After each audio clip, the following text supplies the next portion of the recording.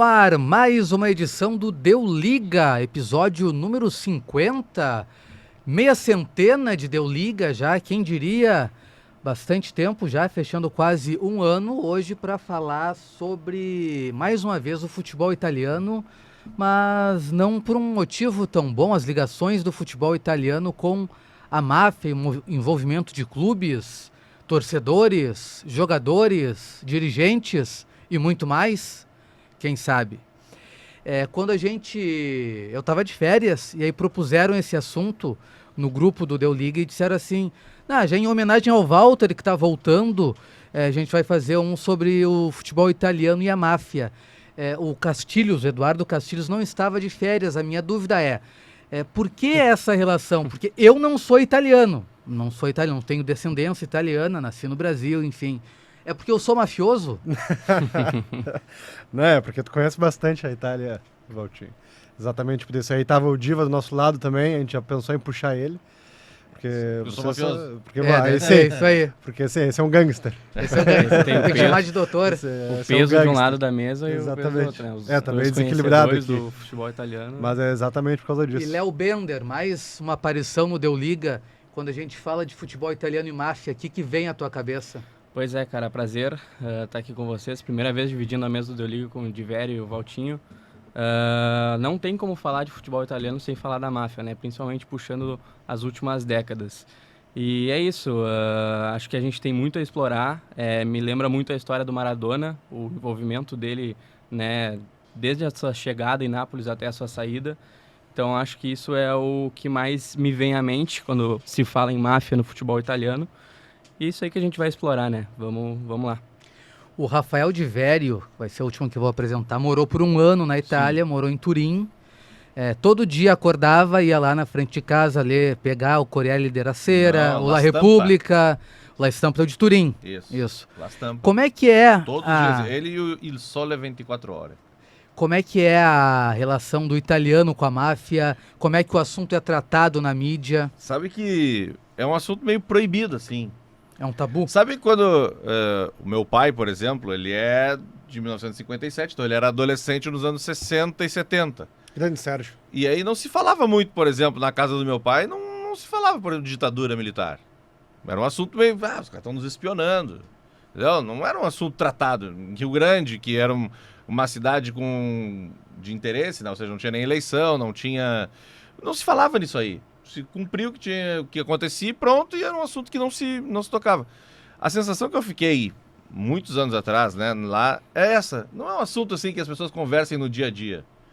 Porque talvez não se saiba quem faz parte ou quem não faz parte. Obviamente, no sul da Itália tem uma presença maior do que em Turim, onde eu morei. Mas ainda assim, é um assunto meio, não diria um tabu, mas não sai todo mundo conversando assim na rua sobre isso, sabe? Me parece uma coisa meio de crime organizado, como a gente vê nas maiores cidades do Brasil, assim. Não sai falando muito quem pertence, quem não pertence, que tipo de influência tem. Mas que tem influência e algumas relações já são relativamente públicas, a gente sabe que são, né? Sim. Então vamos ao nosso índice da edição de número 50 do Deu Liga. A gente vai começar falando sobre um dos grandes nomes da história do futebol italiano, Maradona, e a relação dele com a Camorra, a máfia napolitana. Também a gente vai conversar sobre os outros jogadores envolvidos com a máfia na Itália, aí mais os jogadores ligados com essa máfia mais criminosa, assim, não as máfias de apostas, necessariamente. E por fim, os ultras e a ligação com o crime organizado, os ultras que são as torcidas organizadas do futebol italiano, dos clubes, geralmente ligada a movimentos, né, de extrema-direita no país, ao fascismo e afins. Mas começar falando sobre o Maradona, que quando o Napoli contrata ele, a pergunta sobre a relação do Maradona, não da Maradona, mas do Napoli com a máfia, e depois passa a ser uma relação do Maradona, vem logo na primeira entrevista coletiva, na entrevista de apresentação do Maradona. Um jornalista, quando teve a palavra para fazer a sua pergunta, questionou o presidente do Napoli se o Napoli tinha utilizado o dinheiro da máfia para comprar o Maradona. Direto e reto. Direto e reto. O presidente não gostou muito e expulsou o jornalista do estádio. E a partir daí começou a criar toda uma imagem do Maradona com a máfia, que depois realmente acabou se estreitando. Ele tinha relações mais próximas com a Camorra, que é a máfia napolitana. O que tu vê dessa relação? É quase indissolúvel. Quando fala, futebol italiano com a máfia. Não como máfia, como uma organização qualquer. Sei lá, por exemplo, o cartel, que também teve. Mas tu fala da máfia clássica italiana, família, o padrino, aquela coisa assim, tu já na hora pensa nisso. O primeiro nome que vem à cabeça é o Napoli com Maradona. Porque foi um grande salto, foi o grande título do Napoli, foi um dos melhores momentos da história do Napoli, rivalizando só com o agora. E é óbvio que tinha muita relação. Era uma época mais aberta também, não tinha essa restrição que se tem hoje. O Maradona se expunha publicamente com alguma frequência. Então é claro que vai pensar a máfia clássica e o futebol, a primeira pessoa que vai te aparecer na cabeça na Itália é o Maradona. Foi uma relação muito, de certa forma, até aberta, assim. Talvez eu acho que a máfia nunca teve tão exposta como naquele período com o Maradona. E uma máfia clássica, sim, uma máfia Camorra, de Nápoles, a principal cidade do sul italiano. Nápoles volta para o mapa do futebol com o Maradona e vira o centro do futebol da Itália com o Maradona. E é claro que também para a máfia foi uma exposição. Dizem que é o terceiro maior grupo do crime organizado do mundo, a Camorra. Com um lucro anual de 5 bilhões de dólares. Loucura. A Camorra, que foi o envolvimento do Maradona quando chegou, e foi uma das formas dele obter a cocaína, que é um vício que ele admitiu depois, mas que ele começou a ter quando ele jogava nos tempos de Barcelona. No Barcelona ele sai por baixo, e lá rapidamente ele consegue esse vínculo com a Camorra, que é uma das formas que ele acaba conseguindo a droga também, que ele já era viciado na época. Foi uma sedução mútua, digamos assim, né? Porque a Camorra utilizou do Maradona como um garoto propaganda, digamos assim, né? Era um bom personagem para a Camorra no início. E pro Maradona, principalmente, conseguia presentes de luxo, a cocaína em si, enfim, proteção. Aí no fim, que a gente vai chegar lá, acabou fazendo mal para a carreira dele em determinado momento. Mas enfim, foi uma relação de prazer mútuo, digamos assim, por muito tempo. Ganho-ganho, né? Tanto para ele com os produtos, com o dinheiro, e para os outros com a propaganda. Festa, mulher, todo esse tipo de coisa a Camorra proporcionava para ele. E até a parte de limpar o antidoping, né? Diz que a Camorra era uma das que conseguiam fazer com que ele fizesse o exame antidoping e nunca fosse pego. Jogou vários anos lá. O Maradona conta que a primeira experiência dele com droga foi ainda no tempo do Barcelona, mas que a situação se acentua com a chegada dele em Nápoles, que ele tem esse envolvimento com a Camorra, ele é protegido pela facção, que a gente pode dizer assim. E acho que ele personifica um pouco, né? Sexo, drogas, mulheres, burlando o antidoping. Tinha várias maneiras que eles faziam de ele burlar o antidoping para poder seguir jogando. Pegando a urina do colega, por Isso exemplo, é a mais conhecida, assim, Clássico, né? Fazer o colega mijar no potinho no lugar dele. E ele acaba tendo o fim da carreira dele, passa por essa relação, o fim da carreira dele no Napoli. Começa a se atritar uma relação na Copa do Mundo de 90, que ele joga com a Argentina contra a Itália nas semifinais, em Nápoles. A Argentina, com o hino vaiado, a Argentina acaba vencendo. Aquela cena clássica dele xingando todo mundo. Não, mas aí é na final, né? Na final, isso. Na final, aí na final contra a Alemanha, ele começa a ser vaiado e xinga a torcida chamando eles de FDPs. Isso. O HDPs, HDP. Mas no jogo de São Paulo, que tem na hora do hino argentino que ele está sendo vaiado, aparece já também ele com as ofensas. Depois ele faz um gol de pênalti, né, na disputa de pênaltis, e a Argentina se classifica para a final, e que talvez ele tenha tido uma esperança que obviamente não iria acontecer. Por ele ser um herói da cidade, ele ter maioria no estádio. As pessoas não iam torcer pro Maradona na hora de torcer entre a Itália, que recebe a Copa do Mundo, e o Maradona. Por mais fanáticos que os napolitanos fossem por ele. Teve uma faixa famosa, né? Que é: me desculpe, Maradona, mas eu preciso torcer pra Itália. Tipo assim, não tem como. Mas vocês acham que essa postura dele ajudou depois ao desfecho que teve? Ou teria o mesmo desfecho porque a Itália começou a cercar as relações da máfia naquele momento? Não sei se teve esse tipo de influência para ele. Me parece uma coisa mais esportiva mesmo. Mas fica no âmbito do jogo em O si. que se diz é que esse momento da Copa do Mundo acabou acelerando esse término de vínculo dele com a Camorra, que é quem dava toda a proteção para ele, e algumas pessoas começaram a ver ele como, sei lá, uma pessoa que não era grata ali na região. Então a Camorra quis se distanciar dele exatamente para não queimar o filme, imagina. Não queimar o filme. Vou me queimar com o Maradona aqui, imagina, olha só. Né? Então, A isso que própria acelerou. mídia, acho que começou a bater mais nele nesse sentido. Então, por isso a Camorra se sentiu meio... É nessa época que ele sai tirando na imprensa, não é? Quando Não, ele já é- tinha saído do É. Napoli, se eu não me engano. Tem uma cena Tá dele numa atirando. cena, ele Sevilha de já. arma, já É. tá em Sevilha, né? É. Já tá na Espanha, eu acho. Que ele sai atirando. Mas ele manteve por um bom tempo e é muito difícil tu dissociar. Claro que é especificamente do futebol italiano, mas é muito difícil tu dissociar uma organização criminosa de uma coisa tão popular. E não precisa ir na Itália, porque se a gente for trazer para o Brasil, teve também. Talvez nem sempre com futebol, ainda que também com o futebol, mas teve muito com carnaval. Sim. Muito. Não é a máfia, mas é outro tipo de organização. O Jogo do Bicho, por exemplo, sempre teve ligado ao carnaval. E historicamente, todo mundo sabe, todo mundo aceita. De certa forma, teve ligado ao Bangu, Ao que Bangu. não é um clube muito Expressivo. grande assim, mas ele fez uma campanha muito boa. Mas imagina o Bangu naquela época com o Castor. Dr. Castor, É. ele tira o Mauro Galvão do Inter. Sim, ele faz um time de seleção brasileira para disputar a Libertadores, depois de ter sido vice-campeão brasileiro. Mas tu pega na Colômbia a ligação dos cartéis com os times de futebol. Todo lugar que tem uma organização criminosa, ela precisa ter uma certa aceitação da sociedade. Ninguém quer ser só criminoso, o cara quer se inserir. E para se inserir, ele vai onde as pessoas gostam. No futebol, numa espécie, obviamente na escola de samba, nas manifestações populares, mas também numa certa segurança, numa certa organização que se o Estado não está conseguindo prover, os caras vão lá e provêm. Entendeu? Se o Estado não está conseguindo agir, eles estão, peraí, tá tendo muito crime, tá tendo muito homicídio, tá tendo muito assassinato, não? Peraí que a gente vai resolver. Então eles se resolvem entre eles, e aí a partir dali vira uma nova lei.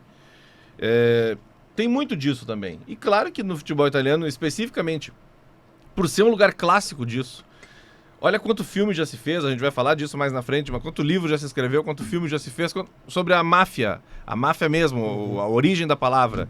Então, é claro que tem uma aceitação, e tu pegar o principal símbolo da cidade da época, te ajuda nisso aí. Sim, te protege. Ele protege as pessoas e as Isso. pessoas protegem ele, porque ele acaba... E tu vai ver em outros países também, por exemplo, no Peaky Blinders, mostra a relação deles com o turf, na verdade, né? Então, é o que o Diverek falou, eles acabam se inserindo onde a população tem um maior alcance, assim, né? Mas eu acho que não é exagero dizer que, de certa forma, o Maradona foi um refém da Com Camorra, certeza. no sentido mais aquela da frase, refém das drogas, enfim, não no sentido bruto da palavra refém. Mas, e como o Cássio falou, a Camorra começou a ver nele uma pessoa que trazia muita,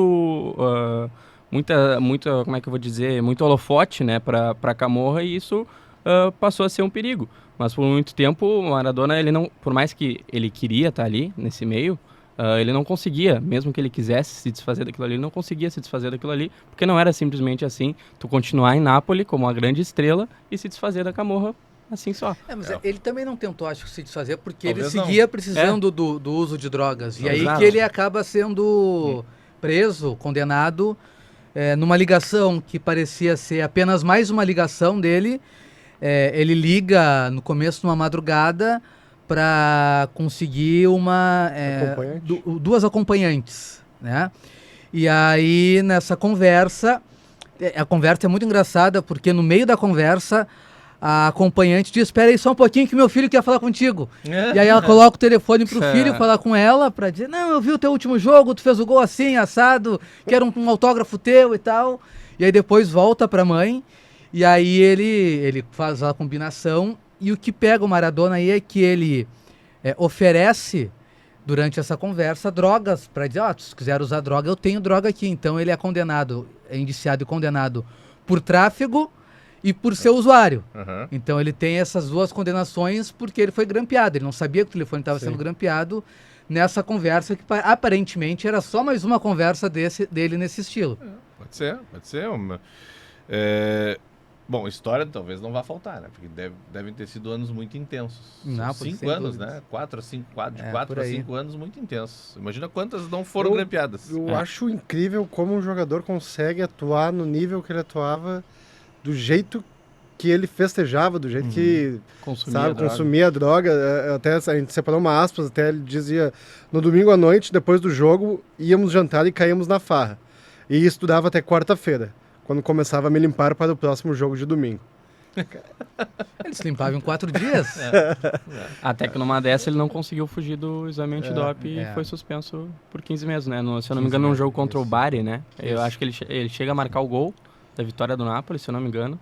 Só que daí ele não consegue escapar do exame antidoping, é pego e suspenso por 15 meses. É meio que do céu ao inferno. Ele vive seu auge na carreira, o auge da história do Napoli até então, mas aí também ele se afunda e precisa sair de lá. Não tem uma despedida decente dele no Napoli. Sim, pela história que ele teve no Napoli, ele sai meio que pela porta dos fundos. Era um futebol de outro nível de exigência, de outra forma de se jogar também, que preservava o craque. É uma coisa que até hoje se fala, ainda que já tenha mudado muito, mas o craque não precisa...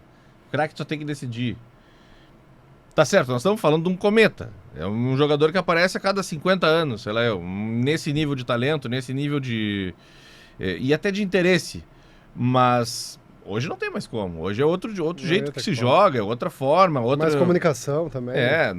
Até para fazer essa festa seria mais difícil. É. Até para isso seria mais difícil. Mas, de fato, ele se inseriu muito, até exageradamente. E fica um pouco a curiosidade de até onde ele poderia ter chegado caso não usasse tanta droga assim, né? Com certeza.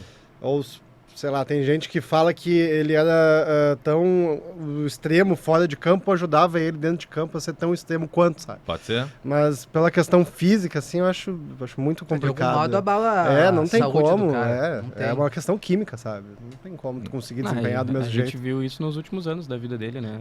Ele depois que se aposentou, parece que se afundou ainda mais. Tinha ali às vezes que ele voltava, mas nas Copas, né? Ficou, acho que na Copa de 2018, aquela figura dele lá, assim, completamente... outra pessoa, digamos assim. Isso deu pra meio que dormiu na arquibancada, depois ele disse que passou mal, lembra? Um troço meio depressivo, assim, meio... E para quem quer saber mais como foi a passagem do Maradona pelo futebol italiano, a gente tem um episódio anterior do Deu Liga que trata somente sobre a passagem do Maradona pela Itália. E isso é um gancho para a gente pedir para você que está nos ouvindo no Spotify, deixar 5 estrelinhas para o Deu Liga. Estamos acompanhando no YouTube, seguir o canal de GZH, curtir o episódio e também ativar o sininho para receber uma notificação sempre que o episódio novo estiver no ar. E ainda, se quiser ser mais legal, como o Eduardo Castilhos, compartilhar com seus amigos. O Eduardo Castilhos coloca em todos os seus grupos os episódios do Deu Liga. E eu tenho a teoria, né? Com o teu history ninguém se importa. Ninguém liga pro story. Agora, se tu mandar direto pro teu bruxo, é diferente. Pô, meu amigo tá me indicando. Então, boa tese. Então compartilhe o nosso conteúdo pra gente chegar ao máximo de pessoas possíveis. E indo pro nosso segundo tópico, vocês lembram de outros jogadores que se envolveram com a máfia? Tem muitos jogadores. Assim, a maioria tem um envolvimento que não é necessariamente a máfia essa que a gente está falando, né? Como a Camorra, como a Cosa Nostra, mas a máfia das apostas, que aí já é um outro tipo, é um tipo específico que pode ter uma ligação. Mas não necessariamente. Vezes, a máfia, a gente usa a expressão, a palavra máfia, para como sinônimo de chinelagem. E até como um crime organizado, assim. Falcatrua. Se o episódio é específico da máfia italiana, como por exemplo, a gente pega lá na Colômbia, o Atlético Nacional de Medellín inteiro estava ligado, o América de Cali inteiro tá ligado aos cartéis. Uhum. É uma máfia. Pega a máfia de manipulação de resultado. Às vezes é um grupo menor, para usar essa expressão que eu acho muito boa para definir. São os chinelos. Os caras estão ali para roubar alguns milhares de reais. Mas da máfia específica, dessa que a gente está falando, dessa clássica aí, possivelmente todos os jogadores que tiveram no Napoli nessa época, alguma relação, no mínimo um oi, eles tiveram que dar. No mínimo, tiveram que ir lá beijar a mão de alguém. Comparecer a uma festa. Quem jogou no sul da Itália nessa época, a gente falou em Bari, por exemplo, que é também uma região, a Puglia também era uma região disso, a Sicília era uma região, todo mundo deve ter tido, no mínimo, com alguma ascensão no futebol, no mínimo ter dado oi pros caras. No mínimo ter dado oi pros caras. Mas eu tô curioso pra saber quem são os que separou. Sim, eu separei aqui, ó. Um dos mais famosos é o Beppe Scully. Para alegria do Rafael Ramos, ele foi formado nas categorias de base da Juventus. Depois passou pelo Genoa. Eu não vou e tal. chamar Juventus de máfia aqui, tá? Vocês podem me testar, mas eu não vou Não chamar. vai? Não vou chamar. Não, tá. Ele era neto de um mafioso. Tá. Ele era neto do Giuseppe Morabito, que era conhecido como o Mira Certa. Aparentemente ele teve mais vítimas do que gols marcados pelo seu neto durante a carreira. Tá. É. É que mira certa também é um baita um bom apelido, né? Pô, eu não vou me envolver com o cara assim.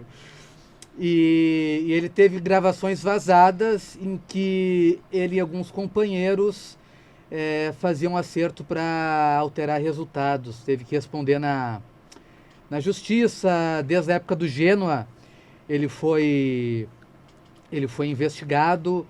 O Miracerta, o vô dele, disse que não falava com o vô desde os anos 90, mas há testemunhas que confirmam que o vô dele ia fantasiado nos jogos para assistir o neto, porque era o neto favorito dele. Eu vou pesquisar como é que é o Mira Certa em italiano. Tem aqui. O Tiradrito. Tira? Com T ou com C? Com T. Tiradrito. Isso. Drito é reto, Mira Certa. Bem, E ele era da Drangheta, era a máfia dele, que é da Calábria. Calábria que é a ponta da bota, né? Isso. O bico da bota. É um clássico. É uma das mais fortes hoje em dia. Outro mais recente, com também passagem pela Juventus, deve ser muita coincidência os jogadores terem esse envolvimento. Não me provoca. Campeão da Copa, tu vai citar? Campeão da Copa. Vai nessa. Iaquinta. Ele foi indiciado em 2015, né, por porte ilegal de armas e foi condenado a 2 anos de prisão. E também seu pai, né, no caso desse é o vô, mas seu pai também, Giuseppe, prestava serviços à 'Ndrangheta, que é uma máfia da região de Calábria. E o pai dele foi condenado a 19 anos de prisão. É a maior da Itália, hein? A 'Ndrangheta. E o Iaquinta, né, passagem pela Juventus, pela Udinese, campeão da Copa de 2006, baita atacante. Mas enfim, daí quando ele já estava aposentado, ele foi condenado a 2 anos de prisão. E eu não sei o quanto isso é normalizado na Itália, né? Você falou que é um pouco de tabu, né? Mas aqui também a gente tem outros casos de jogadores que foram presos e daqui a pouco tá na mídia de novo falando. Então eu não sei. Eu tenho a impressão de ter visto o Iaquinta comentando algumas questões do futebol italiano nos últimos anos. Mas pode ser impressão minha. Eu fiquei com essa impressão realmente de que talvez eles tenham mais liberdade. Tipo, acaba sendo tão tabu que acaba caindo no esquecimento. Assim, se a gente pode trazer um paralelo para o futebol brasileiro, talvez o cara seja criado dentro desse troço, entendeu? Sim. Se o pai dele já era, o vô dele já era, grosso modo, o cara ser criado dentro do PCC. Ou dentro do Comando Vermelho, dentro dessas que tomam conta de morro no Rio de Janeiro, por exemplo, que tem muito. O pai do cara já tá, o irmão do cara tá, daqui a pouco o cara tá também, mas ele foi jogar bola. Ele é bom de bola, e aí ele foi jogar num time do Rio. Mas a família dele tá toda dentro do esquema, e ele acaba involuntariamente fazendo parte. E cooperando de alguma forma. Chegou um determinado momento da máfia também que eles pagavam estudos, né? Que foi uma coisa que me pegou muito, até lendo o livro, que a gente vai sugerir depois, o Chá das 5. Eles pagavam estudos para, por exemplo, formar um juiz. Aí quando tu precisava de um juiz, ou precisava de um médico, que tu pagou a faculdade de medicina, precisava de um médico sem passar pelo Estado, sem passar por questões legais, tu pegava esse médico e falava, a gente pagou teu estudo, a gente vai precisar dessa ajuda aí. Então chegou uma parte da máfia... Não precisava nem dizer, né? Mas pode olhar como... o cara não ser ingrato também, né? Mas pode olhar como é igualzinho. É igualzinho. Já no Abusado lá do Caco Barcelos, quando o cara leva um tiro, o médico que sobe o morro tá protegido, mas foram eles que arrumaram o médico pro... Não dá pra chamar SAMU pra subir o morro e recolher o cara. Ele não vai sair do hospital. Então, vai pegando isso aí, vai vendo. É por isso também que não se fala nesse assunto. Tu não sai falando numa roda de amigos, cara, não, e a máfia, hein? Será que aquele cara ali não é deles? Entendeu? Será que é por isso? É a mesma razão que lá... Não tô... Dá pra comparar, azar deles. Mas é a mesma razão que lá na família do meu pai não se falava, porque se tem um cara que tá espionando. Olha ali, ó, naquela família lá, os caras não são muito fã de vocês, hein? Leva pro DOPS, sei lá eu. Entendeu? Grosso modo é a mesma coisa. Vai ter jogador, vai ter médico, vai ter juiz, eles vão se preparar para tomar conta de toda a sociedade. Sim, é cultural e se permeia em todos os setores da sociedade. Já ouviu falar no Romário de Salento, de O velho? Romário de Salento é o Micoli. Fabrício Micoli. Jogou onde? Tá bem, jogou lá também. Jogou na Juventus. Jogou lá também. Mas a relação dele é na época em que ele jogava no Palermo, que é da Palermo, Sicília. Ele foi condenado por extorsão agravada por métodos mafiosos durante O que será que a realização da extorsão. Ele estava cobrando, acho que era 75 mil euros quando ele foi pego. Mas assim, 3 anos e 6 meses de detenção pro Romário italiano. Micoli, ele é apelido de Romário porque ele era baixinho bem baixinho, e habilidoso. muito habilidoso, muito forte. Fisicamente, batia nele, caía pro lado, e ele estava muito bem. Ele fez uma temporada excelente no Palermo e eu só acho que já foi direto depois para a Juventus. Sim. Não repetiu o sucesso, mas foi da seleção italiana. Acho que foi para a Copa do Mundo. Acho que não. Mas ele era um jogador de muito talento, assim, daquelas esperanças italianas, das tantas esperanças italianas que teve de sair de um buraco. Ele é um cara importante. Mas não tem um atacante com o apelido de mira certa, né? Agora, Não. É só o avô do Scully. Mas podia ter, né? Podia ter, a gente podia criar aqui o próximo centroavante. Mira certa. Mira certa é muito bom, pô. E aí a gente vai indo pro terceiro tópico, que são as torcidas e os clubes e a ligação com a máfia. O Palermo, que é da Sicília, é um clube que teve com Maurício Zamparini, que foi dono do Palermo por muitos anos. Ele foi investigado, eles tiveram vários indícios, mas não conseguiram confirmar. Porque a máfia acaba entrando, às vezes, como patrocinadora, contrata jogadores, usa o futebol como um meio para lavar dinheiro. E os clubes são uma farra para isso, né? Lavanderia. Pô, uma ótima Excelente lavanderia. Os ultras, que os italianos chamam de ultras, eles usam um acento que é a nossa crase, e eles usam para isso. Eles ocupam o espaço atrás dos gols dos times quando eles são mandantes. Nos visitantes eles usam o espaço da. Eles têm uma relação bem parecida com a nossa, assim. Eu não vou dizer das maiores torcidas que a gente tem, sabe, sei lá, a Gaviões da Fiel, que todo mundo pensa, na Mancha Verde, na Galocura, que essas grandes marcas, assim, é uma coisa um pouco mais localizada, tá? E eles têm muita rivalidade, muita amizade e muita rivalidade. Quando eu tava lá, eu fui num jogo Torino e Bolonha, era um jogo despretensioso, assim, no meio de semana de campeonato italiano. E eu tava caminhando pro estádio, assim, junto com o meu irmão de intercâmbio, assim, e dá uma briga. E, cara, não é briga de gente se trocando soco, era o ônibus da torcida do Bolonha passando e um monte de bomba estourando. Mas, cara, parecia zona de guerra, assim. Muita bomba. E aí eu descobri, involuntariamente, que tinha sido uma emboscada da torcida. Pela facilidade, ou a polícia foi muito ingênua, ou não se preparou, ou, sei lá, tava, no mínimo, consentiu, porque no jogo da temporada anterior tinha dado uma briga e a torcida do Torino tinha sofrido a emboscada.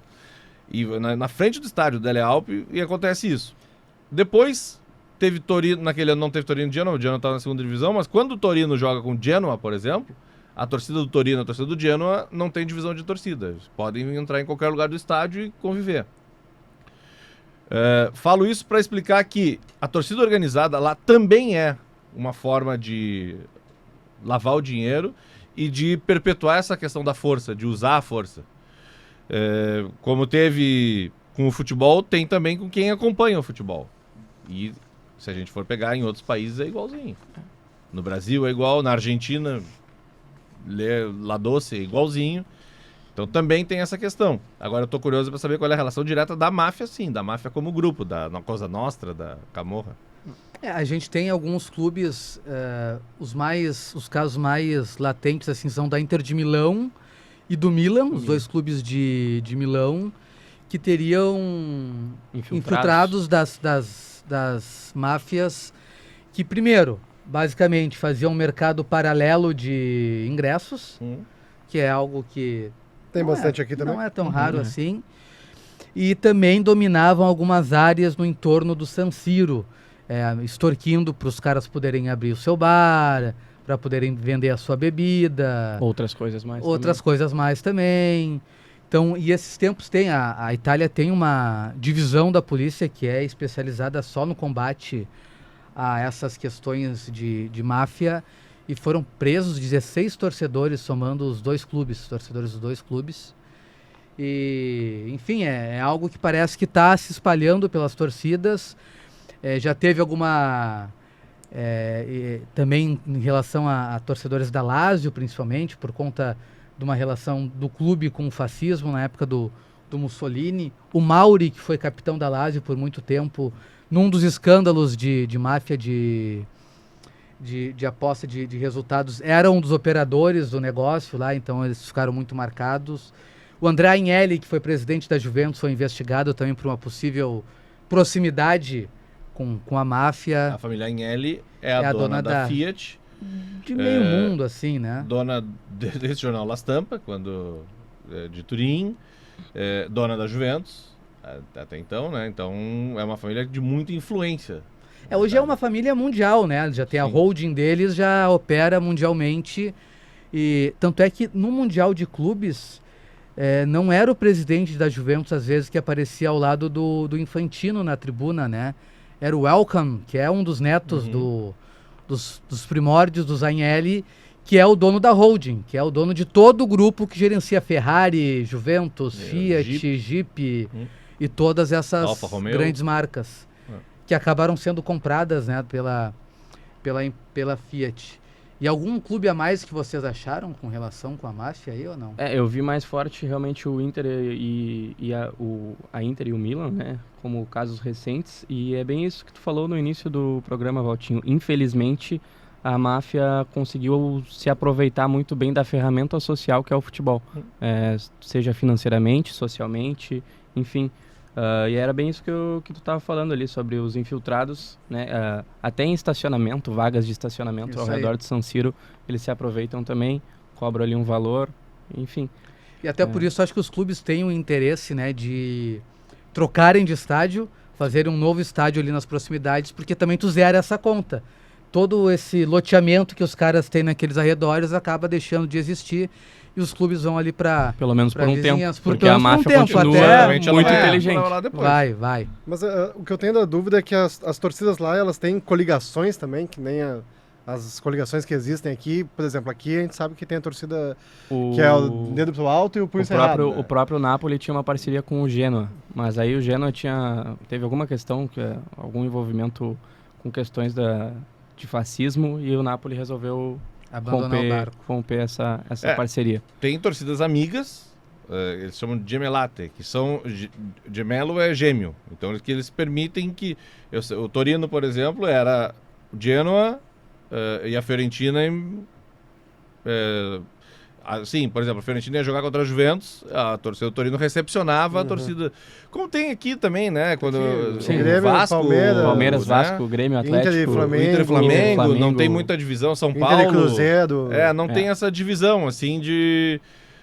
Aqui tem divisão, né? Porque claro, a maior parte do espaço. estádio não tem, mas lá não tinha essa Pode divisão. até ver com um cara com camisa do Palmeiras na organizada do Grêmio, por exemplo. É uma não coisa comum, é assim. Isso, Camisa não do é Curitiba. Tem muito disso, Acontece. tem essa amizade, assim. Agora, a influência da máfia como... Eu tenho certeza que, principalmente as cidades que são muito ligadas a isso, e mais propriamente do sul da Itália, certamente tem integrantes da máfia dentro da torcida organizada, porque os caras gostam de futebol, porque é um jeito de entrar no estádio, é o ingresso mais barato, então, obviamente, vai ter. E já que a gente está falando de máfia, e a máfia é um dos assuntos que mais renderam livros, filmes e afins, e é por isso que agora a gente vai... A dica hoje do Chá das 5 vai ser um pouquinho diferente, não vai ser exatamente esportiva, vai ser mais mafiosa do que esportiva. Vem aí a vinheta do Chá das 5. falar de um dos clássicos do jornalismo literário, que é o Honra Teu Pai, do Gay Talese, jornalista americano, por muitos anos jornalista do New York Times. Grandes perfis, o perfil do Frank Sinatra talvez seja o mais famoso, em que ele traça ali uma faceta do Frank Sinatra sem conseguir conversar nunca com o Frank Sinatra. Ele está em vários momentos perto e nunca consegue conversar, mas ainda assim ele faz um perfil bastante profundo sobre quem é aquele personagem que ele tratava. Frank Sinatra está resfriado. Está resfriado. Público. Foi a Já tem público justificativa. no Google, não precisa do gato. O Benfica sempre brincava, lembra quando alguém não dava uma entrevista para ele, Luiz Henrique Luiz Benfica. Henrique. Ele falava, não, vou fazer um Sinatra Has a Cold aqui. Já que ele não consegue entrevista, ele cerca. O Talese também foi um grande escritor, não são os principais textos dele, mas foi um grande escritor de matérias envolvendo o esporte. Ele começou a carreira falando sobre boxe. Isso, tem alguns dos perfis do livro Fama e Anonimato, que é um outro que é muito parecido, a capa e tudo. O principal são para mim, os que eu mais gosto são o do Floyd Patterson, que é um ex-campeão mundial de boxe, que perde para o Sonny Liston o título mundial. E o Talese se concentra muito de contar histórias, às vezes, dos que perdem, não dos que ganham. E ele vai num rancho bem afastado, assim, no meio do nada, nos Estados Unidos, na casa onde está morando o Patterson, falar com ele como é que é um campeão derrotado, como é que é a rotina, como é que ele está se recuperando. E outro é sobre o Joe DiMaggio, que foi um grande jogador de beisebol dos Yankees, que tem uma relação com o Frank Sinatra também, porque os dois namoram a Marilyn Monroe, e então tem essa conexão. São dois perfis muito bacana, que é de outro livro, é o Fama e Anonimato, que é bem bacana, mas daqui a gente vai falar sobre o Honra Teu Pai, que ele passa um tempo, uns anos, 6 anos da vida dele. Ele sai do New York Times, pede um adiantamento de 30 mil para ficar 6 anos em cima da família dos Bonanos, né? Isso. Do Joey Bananas, que ele fala depois até. E ele passa 7 anos convivendo com a máfia para escrever esse livro.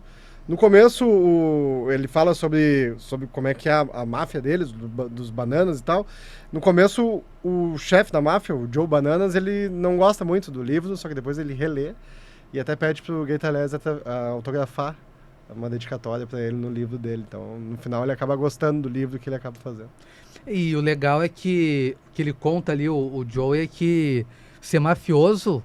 Tem um grande período em que nada acontece, mas tu tem em um instante acontece a vida. Isso aí foi uma das coisas que me pegou no livro também, do marasmo, porque a gente acha que... Eles vão ficar escondidos num apartamento qualquer lá no Harlem e ficam dias e dias sem fazer nada. É insuportável. Uma das primeiras coisas que eles fazem é pegar um cachorro. Ele diz que ninguém desconfia do cara que tá passeando na rua com o cachorro. Pô, não vai ser. O cara tá passeando com um Gold Retriever no Menino Deus, não vai ser o traficante mafioso. Então, é uma coisa que me chamou muita atenção, que é o marasmo mesmo, de ser um mafioso. E o Gay Talese é um grande observador. E essa dica talvez vá para estudantes de jornalismo em especial, mas para um público em geral, é como um cara se posiciona como observador. Nesse Fama e Anonimato, o Castilhos me emprestou o Honra Teu Pai, mas eu não consegui terminar ainda, tá? Pra ser bem sincero com o público, não tem por que mentir pro público. Não tem por que mentir. Mas o Fama e Anonimato, por mais que Frank Sinatra está resfriado, seja talvez uma das maiores obras-primas da história do jornalismo, para mim toda a parte do Anonimato é melhor. Que ele vai contando a história de um barbeiro qualquer de Nova York, a própria história da ponte que é construída ali. Verrazzano Narrows, né? Ele conta a história de toda a ponte. Então, ele é um grande observador. E um grande observador, 7 anos dentro da máfia, é capaz de dizer que a maior parte dos dias é muito chato. A maior parte da vida da gente não tem muito o que fazer também. O cara segue aquela rotina até que acontece alguma coisa, mas o normal é o dia sendo... que a gente acha nada que na especial, máfia vai ser sempre tiroteio, perseguição, até o Mira Certa tem o seu dia que ele fica quietinho. Claro, fica em casa brincando com o neto dele, que depois foi jogar futebol. Jogando bola com o neto. Mas isso aí para estudante de jornalismo cara, é obrigação, assim, primeiro e segundo semestre. Uma questão que se discute muito quem estuda literatura é a imparcialidade e a confiabilidade do narrador. Depois de passar 6 anos no ventre, no âmago da máfia, o Talese se tornou um narrador confiável? Ou vocês acham que não? Porque se fala muito também do Capote, quando ele escreve Sim. Sangue Frio, Que ele acaba Sangue se Frio, relacionando. que ele Sim, acaba se relacionando, e 70. que a partir dali ele deixou de ser um narrador confiável. O que vocês acham da postura do Thalys? Tu ali? já parte desse princípio, que é uma pessoa que teve lá dentro 6 anos. Então tu já faz o teu próprio filtro disso aí. O que tu pode escolher desse... O que tu pode apreender desse fato aí, de ele ter ficado tanto tempo dentro do assunto. A questão da imparcialidade, ela acaba Hum, quando tu passa tanto tempo com uma Claro. pessoa assim. claro, A minha visão sobre vocês vai ser completamente diferente de alguém que está escutando o podcast pela primeira vez. claro. Então, acaba meio que morrendo, assim, não tem muito o que fazer, né? É mais de quem tá lendo ter o filtro de conseguir discernir uma coisa. Mas é uma obra-prima, quem puder ler, leia Honra Teu Pai, que é uma das grandes obras do jornalismo literário.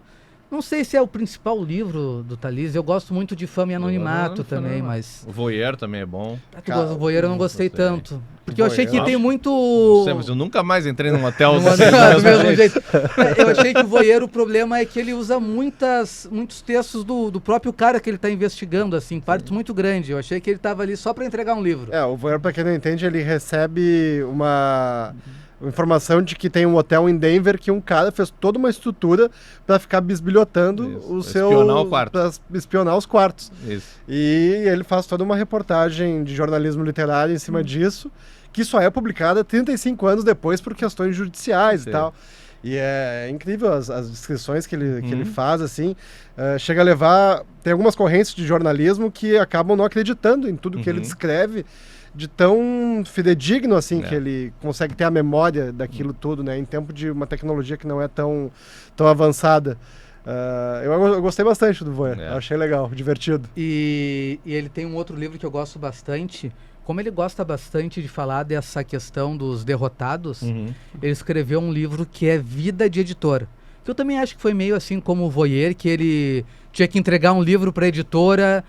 E aí ele conta vários livros que ele tentou escrever, pesquisou bastante, escreveu uma certa quantidade de palavras, mas que depois viu que não ia adiante, que não valia o livro.